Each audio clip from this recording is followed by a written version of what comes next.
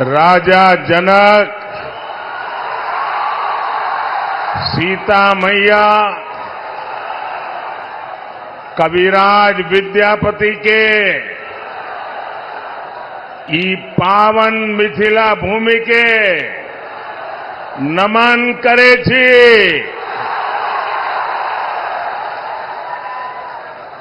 मैं दरभंगा की धरती से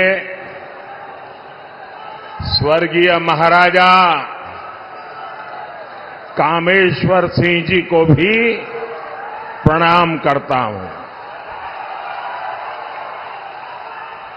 एक तो मिथिला की ये पुण्य भूमि और दूसरा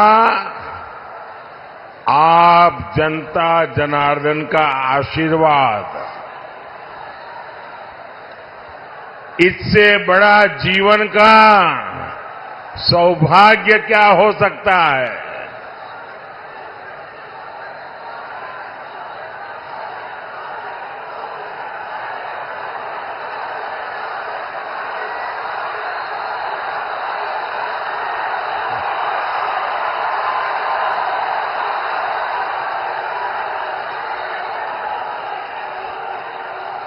आप वो मोदी को कितना नचाओगे?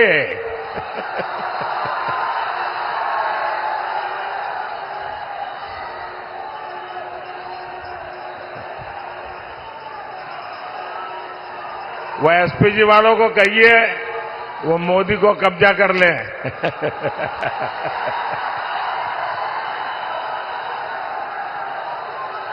लेकिन बढ़िया बना के लाए हो आप।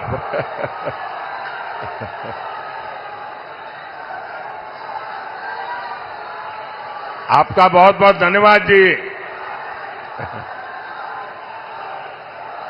बोले भारत माता की, भारत माता की। ये एसपीजी वालों को दे दीजिए। हाँ।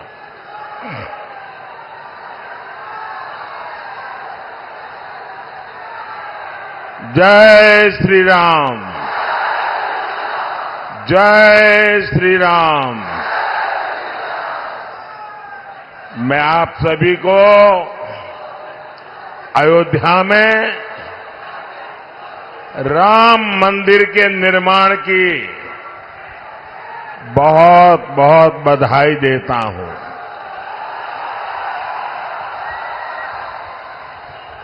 पांच सौ वर्षों के बाद हमारा इंतजार समाप्त हुआ। 500 साल तक ये हमारे पूर्वज संघर्ष करते रहे, बलिदान देते रहे और कभी भी निराश नहीं हुए। हमारे पूर्वजों को पता था कभी न कोई बेटा पैदा होगा, कभी तो कोई बेटा पैदा होगा जो 500 साल के इंतजार को परिपूर्ण करके भगवान राम मंदिर। और साथियों, इंतजार सिर्फ राम जी का ही थोड़ा था, सीता मैया का भी तो था और हमारे मिथिला के भी तो था। हम अपने जीवन काल में ये शुभ समय देख रहे हैं। ये विश्वकर्मा भक्त आप नीचे रखो, पीछे लोग देख नहीं पाते। मैंने आपको देख लिया, सुखी रहो।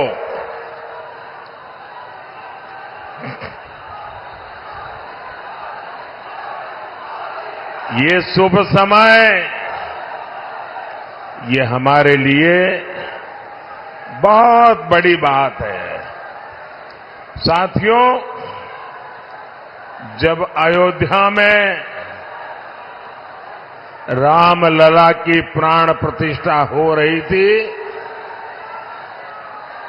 तब मैंने कहा था कि अब भारत आने वाले 1000 साल का भविष्य लिखेगा।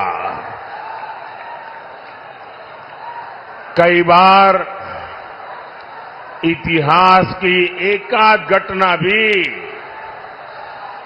कई कई शताब्दियों का भाग्य तय कर देती है।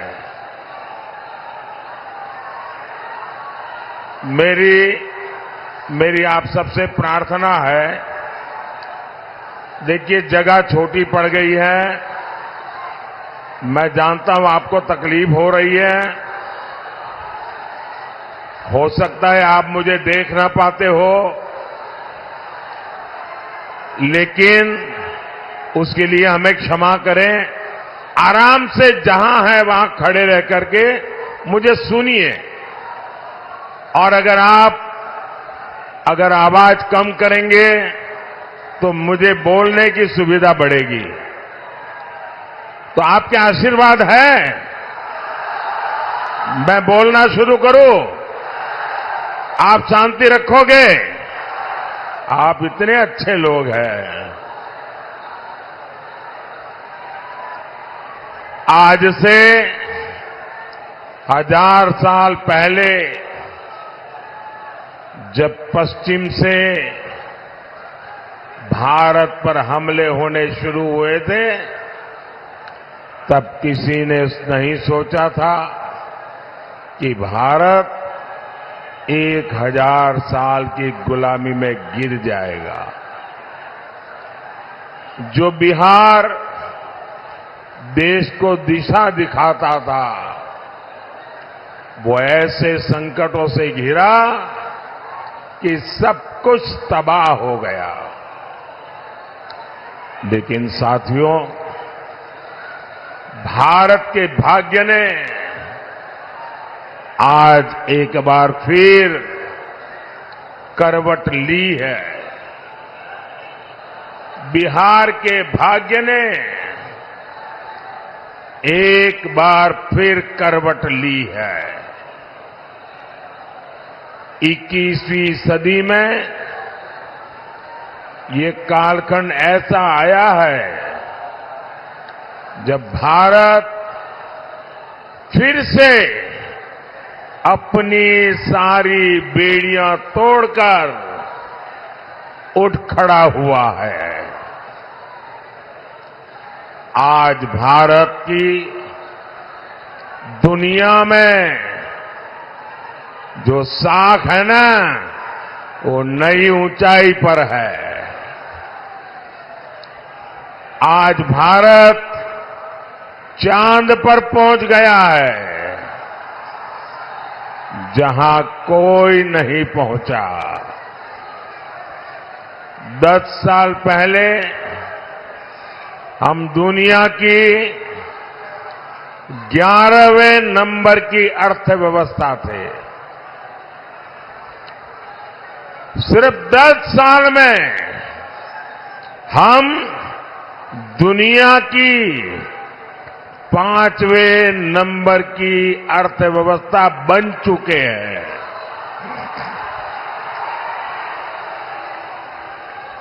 आपको कोरोना का समय याद होगा। 100 साल का इतना बड़ा संकट आया था। पूरी दुनिया सोचती थी भारत तो गया, भारत तो बर्बाद हो जाएगा, दुनिया भी बर्बाद करेगा। सब सोच रहे थे कि अब क्या होगा। लेकिन उस समय भारत ने दिखाया कि भारत का सामर्थ्य क्या होता है। भारत उस संकट से निकला, दुनिया को भी राह दिखाई। लेकिन साथियों, उस इतने बड़े संकट में बिहार के लोगों के साथ कांग्रेस और इंडी गठबंधन वालों ने जो किया वो मैं कभी नहीं भूल सकता। दिल्ली में इंडी गठबंधन की सरकार थी, महाराष्ट्र में इंडी गठबंधन की सरकार थी और इन लोगों ने बिहार के लोगों को उस संकट काल में वहां से साजिश करके भगा दिया, वापस भेज दिया था। मेरे बिहार के नौजवानों को, मेरे बिहार की बेटियों को दिल्ली से इंडी गठबंधन की सरकार वालों ने भगाया था। महाराष्ट्र से इंडी गठबंधन वालों ने, सरकार ने भगाया था। मैं जरा बिहार के नौजवानों को पूछना चाहता हूं, जिन्होंने आपके साथ ये जुल्म किया, क्या उन्हें माफ करेंगे? क्या इस चुनाव में हिसाब चुकता करेंगे कि नहीं करेंगे? बिहार के लोगों को बसों में बिठाया गया और बीच रास्ते छोड़ दिया गया और आज यही इंडी गठबंधन के लोग आपसे वोट मांगने आ रहे हैं। क्या आप इंडी गठबंधन का इतना बड़ा गुनाह माफ करेंगे क्या? माफ करेंगे क्या? माफ करेंगे क्या? भाइयों बहनों, मैंने इस चुनाव में अगले 5 साल के लिए विकास का रोड मैप दिया है। मैंने 25 साल का विजन देश के सामने रखा है, लेकिन ये भी जरूरी है हम अतीत का भी ध्यान रखें। जैसे एक शहजादे दिल्ली में है, वैसे ही एक शहजादे पटना में भी है। एक शहजादे ने बचपन से पूरे देश को और दूसरे शहजादे ने पूरे बिहार को अपनी जागीर समझा है। इन दोनों शहजादों के रिपोर्ट कार्ड एक जैसे ही हैं। इनके रिपोर्ट कार्ड में सिवाय घोटालों और बेलगाम कानून व्यवस्था के सिवाय कुछ भी नहीं है।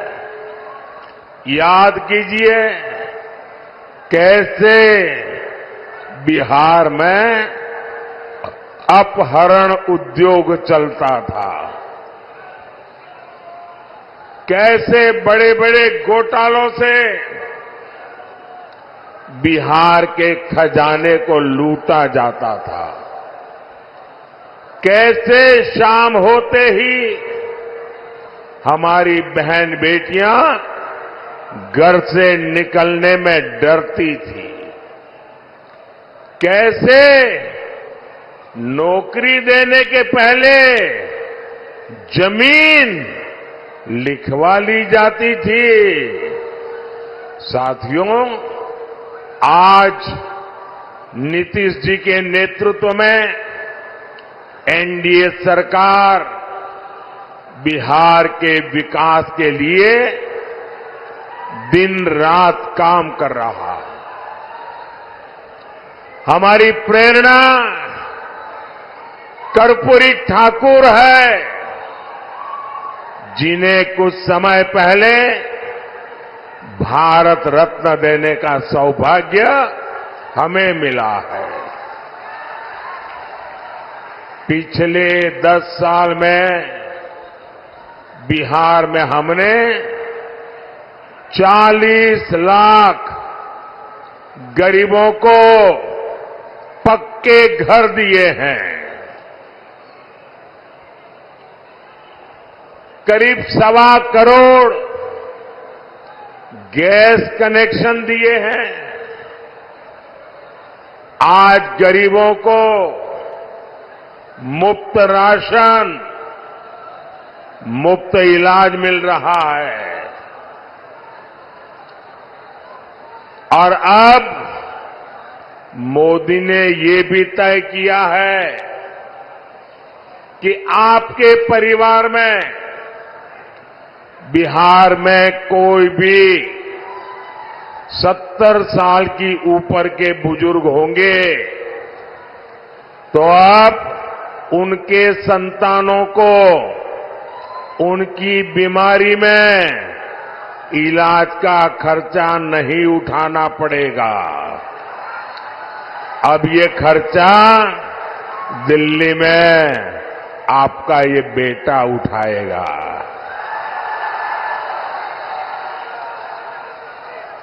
70 साल के ऊपर के हर बुजुर्ग को 5 लाख रुपए तक मुफ्त इलाज मिलेगा। मेरे बिहार के साथियों, मेरे दरभंगा के साथियों, मेरा एक काम करोगे? जरा हाथ ऊपर करके बताइए, करोगे? पक्का करोगे? देखिए, काम करना। जब आए भी इन दिनों गांव-गांव जाते होंगे, मोहल्ले में जाते होंगे, छोटी छोटी बस्तियों में जाते होंगे, अगर वहां पर कोई परिवार ऐसे आपके ध्यान में आ जाए जिनको अभी पक्का घर मिलना बाकी है, गैस का कनेक्शन मिलना बाकी है, नल से जल का कनेक्शन बाकी है, आयुष्मान का कार्ड नहीं पहुंचा है, तो उनको कह देना कि मोदी जी की गारंटी है 4 जून के बाद, नई सरकार बनने के बाद हम 3 करोड़ नए घर बनाने वाले हैं। तो आप मेरी तरफ से उन सब परिवारों को गारंटी दे देना, मेरे लिए तो आप ही मोदी है। साथियों, दरभंगा का एयरपोर्ट हो, रेलवे स्टेशन हो, अमृत भारत ट्रेन हो, आधुनिक सड़कें हो, हर तरफ काम हो रहा है। दरभंगा एम्स की अड़चनों को भी दूर किया जा रहा है। साथियों, जब विकास की बुनियाद मजबूत होती है तभी उद्योग और रोजगार पैदा होते हैं। यहां दरभंगा में आईटी पार्क भी बना, जिससे युवाओं के लिए नए अवसर पैदा होंगे। मिथिला में मखाना, लीची और आम खूब होता है। अच्छी सड़कों और इंफ्रास्ट्रक्चर से इसका एक्सपोर्ट दुनिया भर में बढ़ेगा।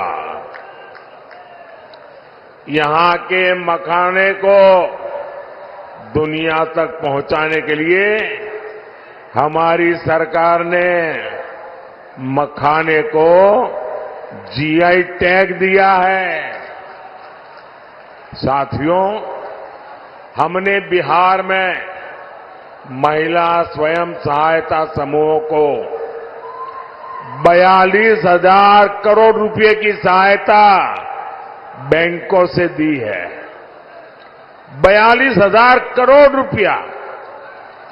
दरभंगा, मधुबनी में 11 लाख महिलाएं इन समूहों से जुड़ी है। दरभंगा में इन बहनों ने शिल्प ग्राम की शुरुआत भी की है और आपकी मधुबनी की पेंटिंग का प्रचार तो खुद मोदी पूरी दुनिया में करता रहता है। आज आगे बढ़ती हमारी बहनों की ये खुशी यही मोदी को मेहनत करने का हौसला देती है। साथियों, आपको पता है कि संविधान ने लंबी चर्चा के बाद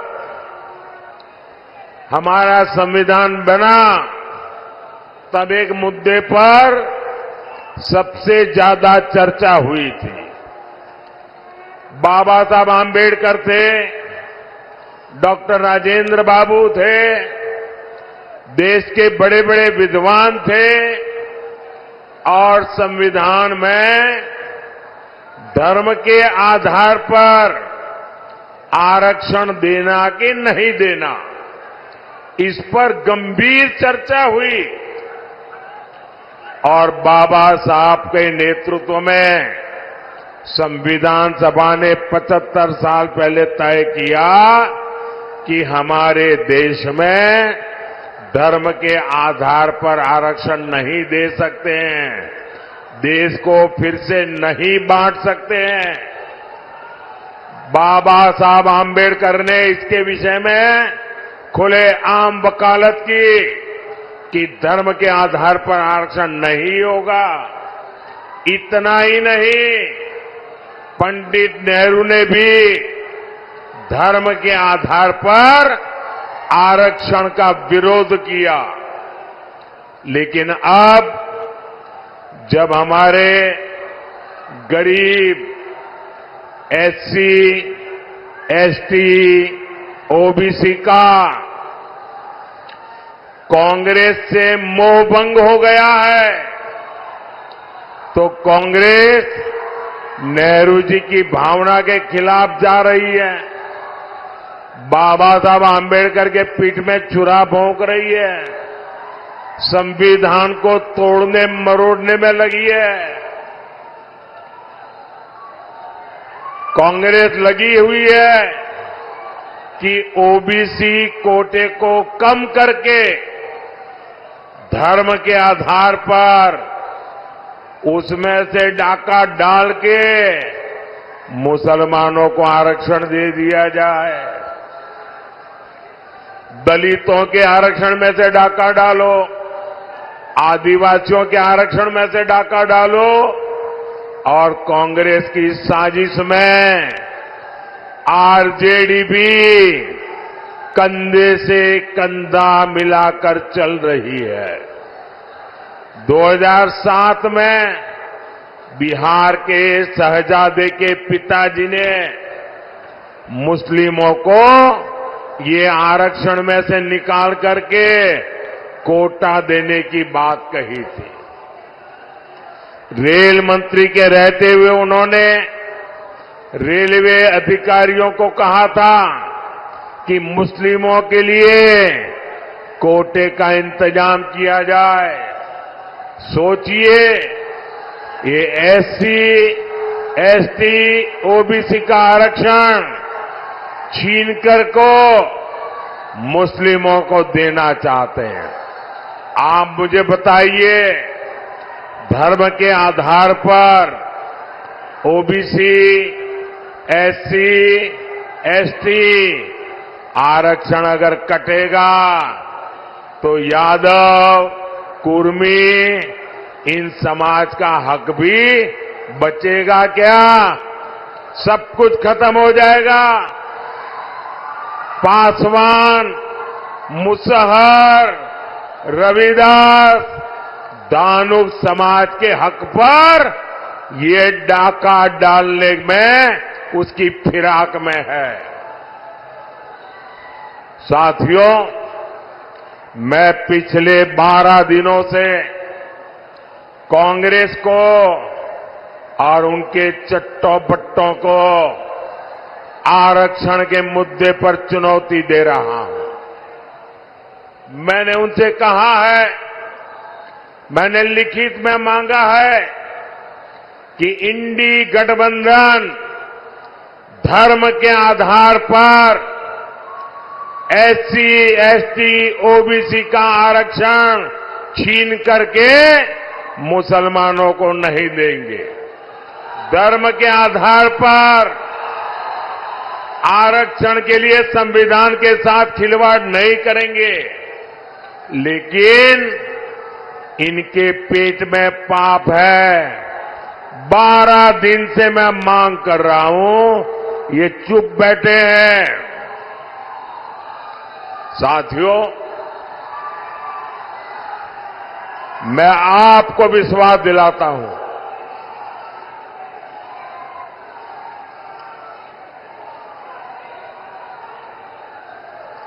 मैं आपको विश्वास दिलाता हूं, जब तक मोदी जिंदा है, जब तक मोदी जिंदा है,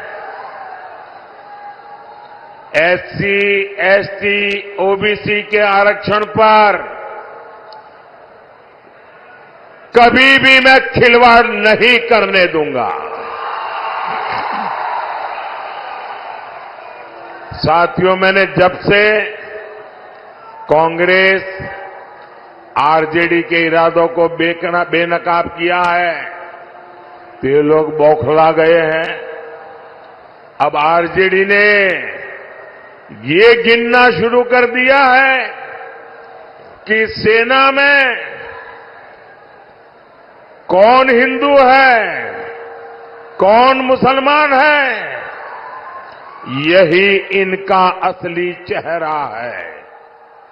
ये लोग समाज को बांटने के लिए, देश की एकता तोड़ने के लिए कुछ भी कर सकते हैं। मां भारती की रक्षा के लिए जो सीने पर गोली खाता है, वो पहले भारतीय होता है। और ये आरजेडी के लोग उसे हिंदू मुसलमान की नजर से देखते हैं। मैं जरा हिंदू मुसलमान का बंटवारा करने वालों को पूछना चाहता हूं, क्या अब्दुल हमीद जी को हम इस शर्त इसलिए याद करते हैं क्योंकि वो मुसलमान थे? देश को इस दिशा में ले जाएंगे ये लोग। यही लोग सर्जिकल स्ट्राइक पर सवाल उठाते हैं, एयर स्ट्राइक पर सवाल उठाते हैं। यही लोग आर्मी चीफ को गाली देते हैं। आखिर किसको खुश करने के लिए किसके इशारे पर ये बोला जाता है? देश सब देख रहा है, जनता है, सब कुछ जानती है। देशवासी सब देख रहे हैं। साथियों, आरजेडी का इतिहास सामाजिक न्याय का मुखौटा लगाकर हमेशा तुष्टीकरण करने का रहा है। जब गोधरा में कार सेवकों को जिंदा जलाया गया था, तब रेल मंत्री ये शाहजादे के बेटे थे जो सजा काट रहे हैं और जमानत पे घूम रहे हैं। उन्होंने दोषियों को बचाने के लिए सुप्रीम कोर्ट के एक जज की कमेटी बनाई, बेनराजी कमेटी। सोनिया बहन का राज था ना, और इसलिए उन्होंने बेनराजी कमेटी बनाई थी। वो जज का नाम बेनर्जी था, तो लोग बेनराजी बोलते थे। और उससे ऐसा रिपोर्ट लिखवाया कि 60 कार सेवकों को जलाने वाले निर्दोष छूट जाए।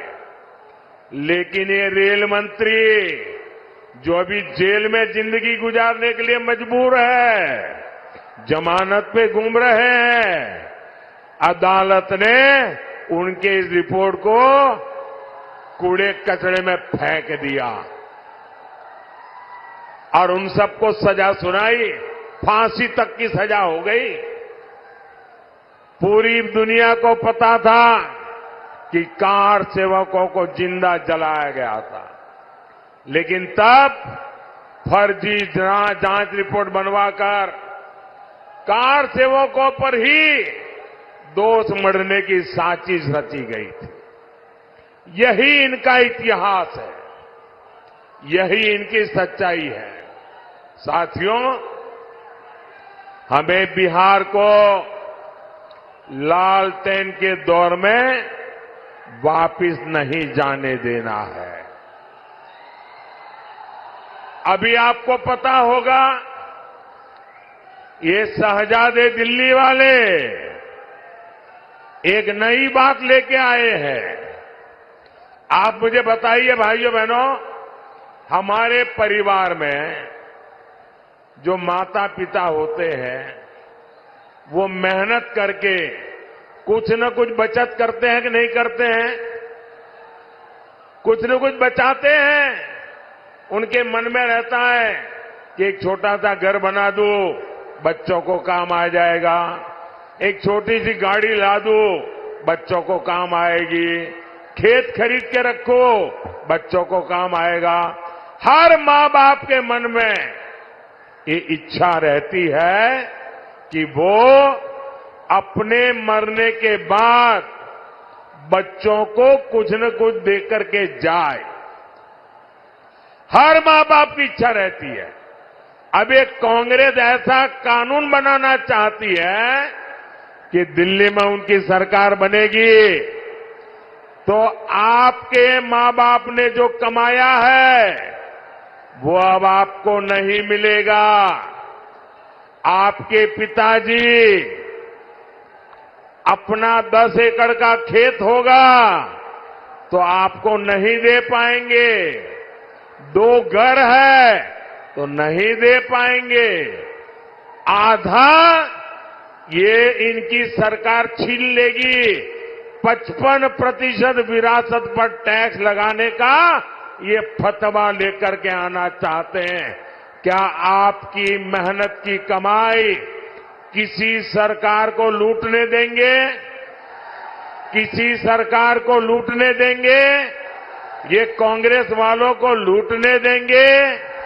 ये आरजेडी वालों को लूटने देंगे?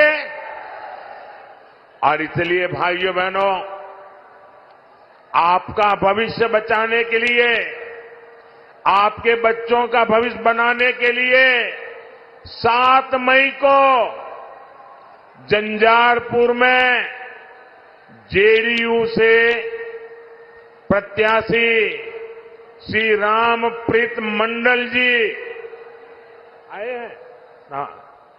13 मई को दरभंगा में बीजेपी से श्री गोपाल ठाकुर जी और समस्तीपुर से एलजेपी की हमारी बेटी श्रीमती सांभवी चौधरी जी, पूरे हिंदुस्तान की सबसे छोटी उम्र की बेटी चुनाव लड़ रही है। आप सब आशीर्वाद दीजिए, ये हमारी बेटी तो जीतनी ही चाहिए। 20 मई को मधुबनी में बीजेपी के श्री अशोक कुमार यादव जी को, ये हमारे इन सभी साथियों को भारी संख्या में वोट दीजिए। और जब आप उनको वोट देंगे ना, तो ये वोट सीधा सीधा मोदी के खाते में जाएगा। मोदी को मजबूती मिलेगी और मोदी मजबूती से आपकी 5 साल और सेवा करेगा। तो घर घर जाएंगे, ज्यादा से ज्यादा मतदान करवाएंगे। पहले मतदान फिर जलपान, ये पक्का करेंगे। अच्छा, मेरा एक काम करेंगे, जरा हाथ ऊपर करके बताइए, करेंगे? मेरा काम करेंगे। यहां से जाने के बाद हर घर जाना, घर घर जाकर के कहना कि अपने मोदी जी दरभंगा आए थे और मोदी जी ने आपको प्रणाम कहा है। मेरा प्रणाम पहुंचाएंगे, घर घर मेरा प्रणाम पहुंचाएंगे। बोलिए भारत माता की, भारत माता की, भारत माता की। बहुत बहुत धन्यवाद।